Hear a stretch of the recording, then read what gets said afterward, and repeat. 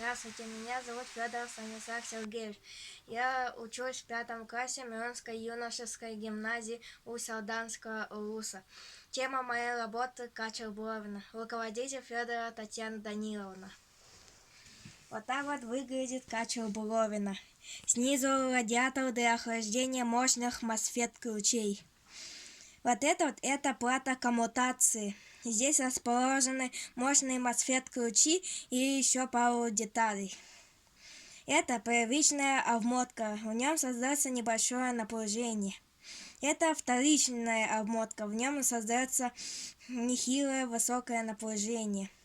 Это вот называется терминал, отсюда выходят разряды. Сейчас я включаю блок питания, выставляю 24 вольт. Берем лампу дневного света и подносим. Как мы видим, она загорается, потому что в нем индуцируется достаточное напряжение, чтобы вызвать свечение полов ртути. Это похожая лампа, только в виде спирали.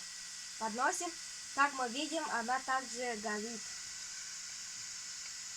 Это маленькая неоновая лампочка.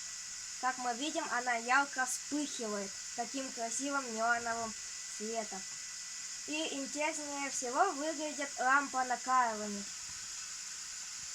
Как мы видим, образуется плазма. Вот. Видели? Выключаем. Таким образом я достиг своей цели. Гипотеза подтверждена. Дальше я буду работать над усовершенствованием версии Качера Булавина. Всем спасибо за внимание.